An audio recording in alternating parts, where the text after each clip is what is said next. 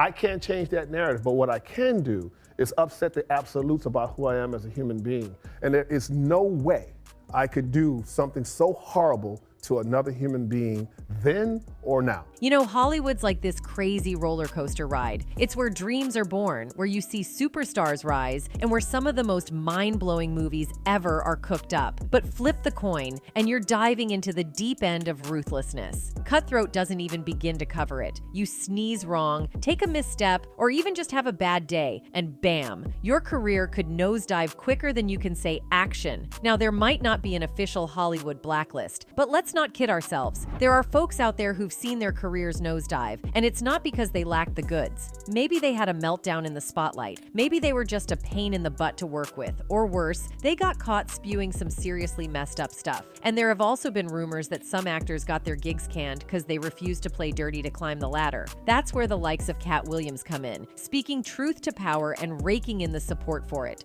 Riding high on that wave, more and more celebs are stepping up to share their own tales. Enter Isaiah Washington. Remember him from Grey's Anatomy? Guy was breaking hearts left and right. Then suddenly he's MIA, vanished from the scene. But here's the scoop. He is not taking it lying down. He's gearing up to spill the beans on how Hollywood supposedly did him dirty. So grab your popcorn, folks. We're diving deep into the Hollywood rabbit hole, and trust me, it's going to be one heck of a wild ride. Now, Isaiah Washington's been in the Hollywood game for ages, racking up credits left and right in TV shows and movies. But let's talk about his shining moment, the role that really put him on the map. Preston Burke in Grey's Anatomy. You couldn't mention the show without thinking of Washington's portrayal. He nailed it so hard that he snagged not one, but 2 NAACP Image Awards for Outstanding Actor in a Drama Series, plus a Screen Actors Guild Award to boot. And let's not forget his on-screen chemistry with Sandra Oh's character, Christina Yang. They were like the power duo of the show. Fun fact, Washington actually auditioned for the role of Derek Shepherd, but that part went to Patrick Dempsey instead. Burke was originally supposed to be this kind of nerdy middle-aged dude, but Washington came in and flipped the script, making the character his own. And boy, did it pay off. TV Guide even crowned him as one of TV's S-Men in 2006, and he scored another nod as one of TV's hottest doctors in 2008. And let's not forget People magazine naming him one of their 50 beautiful people in 2006. Dude was basically K-it in every department. So with all that success under his belt, why the heck did he end up getting blacklisted from Hollywood? Well, in the show's 3rd season, Washington became a central figure in a widely reported backstage controversy. Picture this, rumors swirling around like crazy in October 2006, saying Washington dropped a homophobic slur in a heated argument with Patrick Dempsey, with TR Knight caught in the crossfire, even though he wasn't even there at the time. Now fast forward a bit, and Knight comes out publicly as gay, amid whispers that the media was gonna out him anyway. Things seemed to chill a bit when Washington coughed up an apology for his choice of words during the whole incident. Cut to January 2007, Golden Globes red carpet. Washington's cracking jokes about wanting to be gay, trying to smooth things over. He said, "I love gay. I wanted to be gay. Please let me be gay." But then, after Grey's Anatomy wins Best Drama, he's out there telling the press he never called TR anything derogatory. But Knight's telling a different tale, saying everyone heard what went down.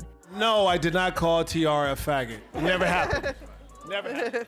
And here's where the studio steps in, giving Washington a good talking to. Touchstone Television, now ABC Studios, had to step in, and suddenly, Washington's issuing a full-blown apology, owning up to using that ugly word during the spat with Dempsey. On January 30th, 2007, a source told People magazine that Washington was scheduled to return to the Grey's Anatomy set as early as that Thursday for the first time since entering executive counseling after making the comments at the Golden Globes. But fast forward to June 7th, 2007, and ABC drops the bomb. They're not renewing Washington's contract, and he's getting the boot from the show. In his statement, Washington said, "I can neither defend nor explain my behavior. I can also no longer deny to myself that there are issues I obviously need to examine within my own soul, and I've asked for help." Dude's owning his mistakes, but he's also kinda blindsided, because he thought he'd done everything the bigwigs asked him to do. In the aftermath, Washington revealed plans to focus on charity work in Sierra Leone and pursue independent film projects projects, distancing himself from the show's drama. He also began asserting that racism within the media played a role in his firing. By July 2, 2007, Washington took his case to Larry King Live, spilling the tea about what really went down. According to him, he never dropped the F-bomb on Knight, but was actually just telling Dempsey to back off during their spat. And as for Knight's accusations, Washington's calling foul, saying Knight's just bitter about his character's arc. Then July 2007 rolls around and NBC's like, hey, let's give Washington a shot. They cast him as a guest star in the new series Bionic Woman. NBC bigwig Ben Silverman was all hyped up, comparing it to A-Rod joining a new team mid-season. But here's the kicker: Bionic Woman tanked after just 8 episodes, thanks to dismal ratings. Now Washington's not letting the Grey's Anatomy drama drag him down. He's eager to put it all behind him, calling it an unfortunate misunderstanding. By the time the next season of Grey's Anatomy kicks off, his character Burke's already said his goodbyes in the season finale. Fast forward to January 2014, and Washington's talking life post Grey's Anatomy with I Am Entertainment magazine. He's keeping it real, saying he's not sweating over whether his stories will wreck his acting gig, cause well, you can't K something that ain't there. According to him, they offed the actor in him back on June 7th, 2007. He said, I don't worry about whether or not the stories I tell will destroy my acting career, because you can't take away something that doesn't exist. They K-worded the actor in me on June 7th, 2007. But here's the thing, Washington didn't exactly fade into the background after leaving Grey's Anatomy. Sure, he kept busy with movies, but they were either low-budget flicks or just didn't catch fire with audiences. So naturally, the spotlight wasn't exactly shining bright on him. Washington played the role of Chancellor Jaha in The 100, an American post-apocalyptic drama television series that began airing on the CW television network in spring 2014. The series is based on a book of the same name by Cass Morgan and developed by Jason Rothenberg. Washington's character was Kay in the 2nd episode of the show's 5th season,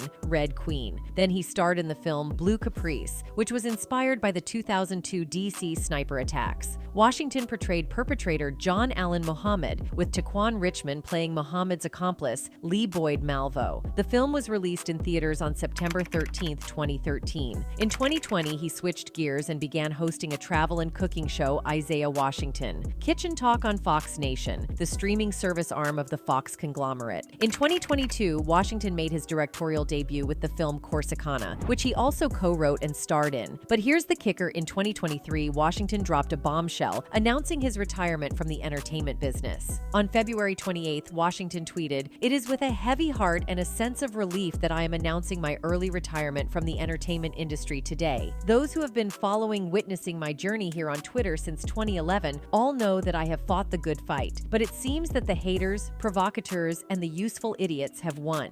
Washington's tweet continues, "I'm no longer interested in the back and forth regarding a color construct that keeps us human beings divided, nor am I interested in politics or anything vitriolic. I will be traveling this great country before it falls into socialism and then communism. Until then, know that this Frederick Douglass conservative will keep his powder dry and loves you all. I am truly grateful for your support over the years. It looks like Corsicana may be the last time you see me as an actor born here in America." However, after seeing the response to his retirement, it seems Washington might have changed his mind. The actor tweeted a GoFundMe page titled Bass Reeves Movie Project 2023. On the page, the actor writers, "After seeing the incredible positive response to my recent announcement of retirement from the entertainment industry on social media, it became clear that I have been operating outside of the traditional Hollywood system successfully for the last 15 years. So why stop now with over 5 million views and counting with my February 28th, 2023 Twitter post? It seems that if I receive just $1 from 5 million people, then I will have more than enough capital to continue to independently produce my own Bass Reeves movie project for a fall 2023 shooting schedule in Arkansas and Oklahoma." As of press time, the project has raised more than $80,000 of its $1 million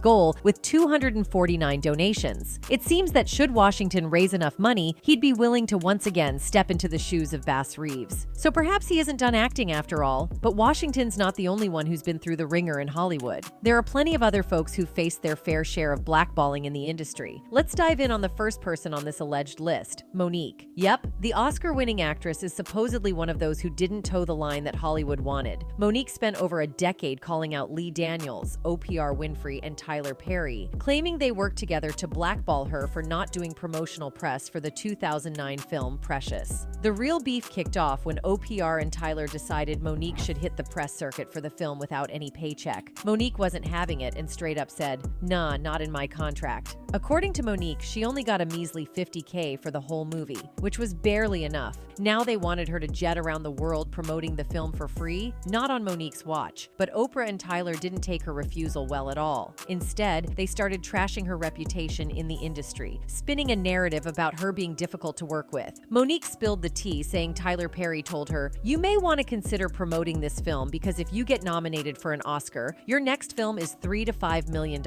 And if you win it, your next film is $6 to $8 million. MoNique was like, "Hold up, I'm a black woman. Where are they paying those salaries, brother?" She straight up told Tyler, "I can't work for free. I've done what I was supposed to do. I can't go overseas and do this for free." Their back and forth continued, with Tyler saying he doesn't believe in giving money away for free, and MoNique firing back, "I don't believe in working for free. So we on the same page?" It's a classic case of clash in values, and MoNique wasn't backing down. He goes on about his spiel, I said, well, listen, you can write me the check for me to go overseas. I don't care where the money comes from, but I'm not going to do it for free. He says, well, I don't believe in giving money away for free. I said, I don't believe in working for free, so we're on the same page. She also claimed Tyler Perry allegedly went the extra mile to mess with her acting gigs. According to MoNique, it all went down after she turned down a request to fly to France for the Cannes Film Festival, tied to promoting the movie Precious. So, check it? The movie studio initially asked her to jet off to France, but MoNique, with her busy schedule as a talk show host, comedian, and family woman, respectfully declined. They tried to sweeten the deal by offering to upgrade her hotel room, but she and her husband stuck to their guns, saying, "Nah, we're gonna spend this time with our family." When the third call came and they asked, "What's it gonna take to get MoNique to France?" her husband straight up asked, "Is there a number associated with it?" That's when they dropped the bomb that they would never pay for anyone to do promotions for a movie. MoNique revealed she was paid a mere $50,000 for Precious, and it wasn't about the money. She signed up to do it with her friend. The interviewer dug in, suggesting she needed the money to feed her family and pay bills, and MoNique responded, "I think that's what America says. We all say, I can't do it for free." She explained that when the movie studio refused to pay for her Cannes appearance, they didn't make a fuss. But then the reports started flying, painting MoNique as demanding and difficult. The whole thing boiled down to a simple request that they understood couldn't be met. But suddenly, MoNique found herself labeled, and that's where the drama kicked in. Because what people didn't know was I was paid $50,000 to do the movie Precious.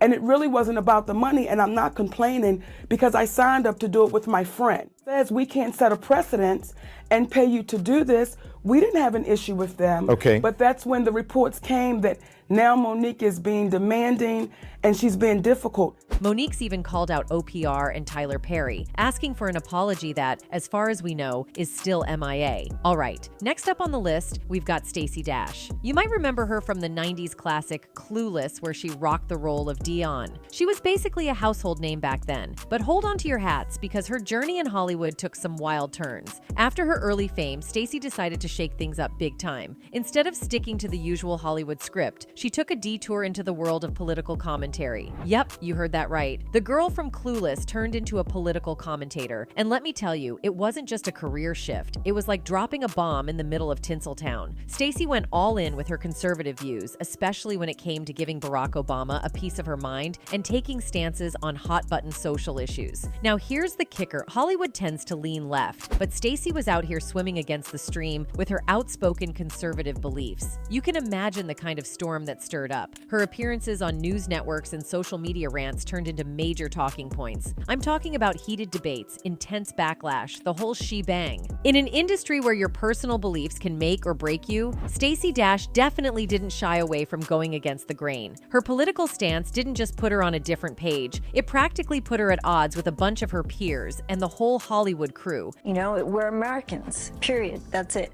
Are you saying there shouldn't be a Black History Month because there isn't a White History Month? Exactly. Next up is Jussie Smollett, and man, it's a roller coaster ride in Hollywood. You probably remember him from Empire, where he played Jamal Lyon. Groundbreaking stuff, really. Being an openly gay black dude on TV. He was getting major props for breaking barriers and his acting chops. But hold up, the plot takes a wild turn. In January 2019, Jussie reported being the victim of a hate crime in Chicago. Now that made headlines real quick. At first, folks were rallying behind him, showing love and support. But then the whole story started looking fishy. Details started started popping up suggesting that maybe, just maybe, he orchestrated the whole thing himself. And bam, the tide turned. Public opinion did a 180, and suddenly Jussie went from victim to suspect. Media went nuts, and the dude faced some serious legal heat. We're talking a 16-count indictment for allegedly filing a false police report. The legal saga had more twists than a soap opera. Charges dropped, then reinstated with a new indictment. You are fined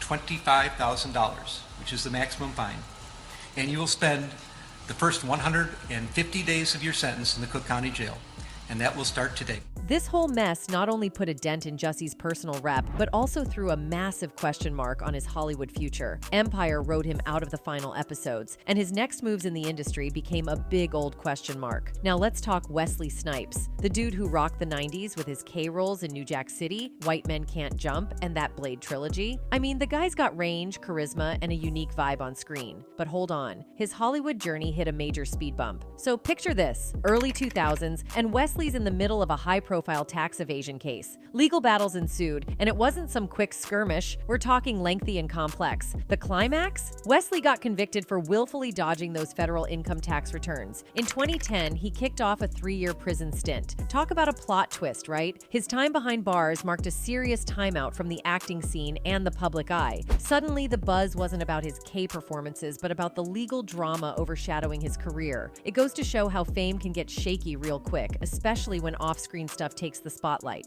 Fast forward to his release, and Wesley tried to get back in the game. He showed up in films like The Expendables 3 and Coming to America, a comeback attempt, no doubt. But let's be real, it wasn't the full-on return to glory he probably hoped for. Hollywood can be a tricky beast, and Wesley Snipes learned that the hard way. All right, let's talk about the man, the myth, the legend, Will Smith. Now, we all know his Hollywood journey is like a blockbuster movie in itself. Fresh Prince of Bel-Air in the 90s? Absolute classic. Then he owned the big screen with Independence Day, Men in Black, you name it. Basically, the dude was on fire. But hold on to your seats because 2022 at the Academy Awards was a whole different plot twist. Picture this. Live on TV, Will Smith goes full-on confrontation mode and slaps comedian Chris Rock on stage. Why? Well, Chris cracked a joke about Will's wife, Jada Pinkett Smith. Instant shockwaves and the whole world's jaws dropped.